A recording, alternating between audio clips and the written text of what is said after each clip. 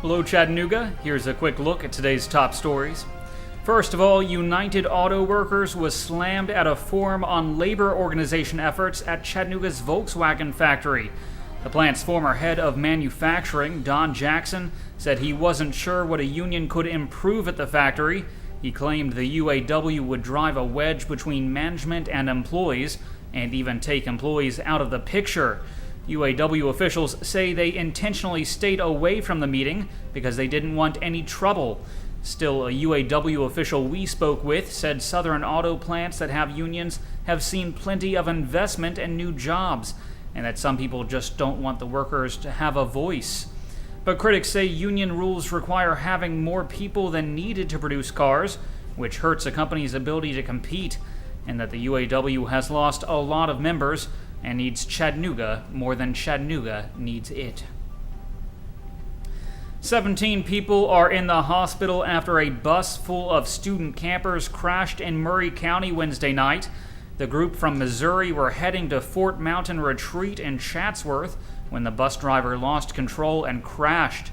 Most of the victims were kids aged 12 and older. None of them had any serious injuries. An adult in the front seat was ejected through the windshield but wasn't critically hurt. Georgia State Patrol says rainy weather likely contributed to the crash. In crime news, an East Tennessee woman is accused of using her own daughters to make child porn. Authorities say photos of the children, ages 2, 6, and 8, were bought and sold around the world. 32-year-old Crystal Renee Dawn Poor of Hampton has been indicted on federal charges of sexual exploitation of children and state charges including aggravated child rape and incest. Police say the girl's father was unaware of the alleged abuse. Also, authorities in Oliver Springs, Tennessee say a drunk, semi-nude woman didn't want to get dressed and tried to bite an officer. An incident report says 35-year-old Crystal J. Wombles was entirely naked on the porch of a house just before police showed up. Neighbors had to escort their children into their homes. Police say Wombles dropped 2 bags of suspected marijuana during the arrest, and on the way to the jail, she managed to remove her handcuffs and tried to open the cruiser door to escape. The escapade resulted in more than a few charges, and Wombles remains in jail.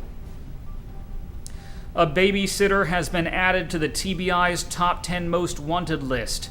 Authorities say 24-year-old Anthony Dean Blackwell is suspected of raping a 4-month-old baby while he was babysitting. The incident happened June 9th in Pulaski. The TBI said that when the mother returned, she saw signs that the infant had been sexually abused. The child required surgery to repair the injuries.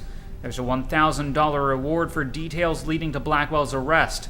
Anyone with information is asked to call the TBI.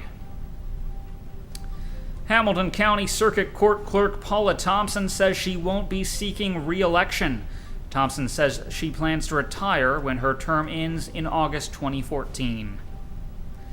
And a Chattanooga area bride and her bridesmaids will be featured on a TLC show tonight. Bride-to-be Cassie Benford wanted both of her good friends Hannah Barrett and Danielle Mincy to be bridesmaids. But the problem is Barrett and Mincy don't like each other at all.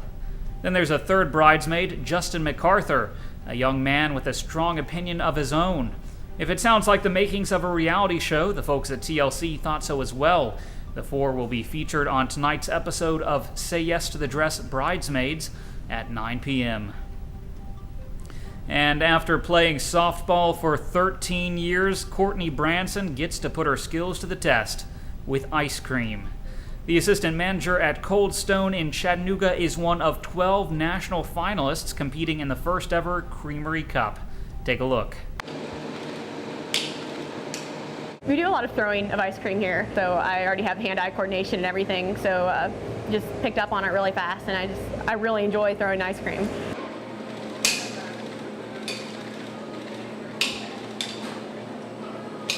Yeah, now I get to go to the Cold Stone headquarters in Scottsdale, Arizona for a 2-day competition. Right now I'm in the top 12 of the competition, and I'm the only girl to make it, which I thought that was pretty cool, and it'll just be a lot of how well do I know Cold Stone pretty much. Prize at the end is $5,000 cash prize, and then I will represent the United States Cold Stones, and they'll fly me to the international competition in Japan in the fall. So I think that'd be really neat. I've never been out of the country, so I'm practicing hard. Turning to weather, today will be mostly sunny with a high near 91 degrees and a chance of showers and thunderstorms after noon. The low tonight will be around 71. I'm Harrison Keeley. For more on these stories and updates throughout the day, follow us on Facebook and visit timesfreepress.com.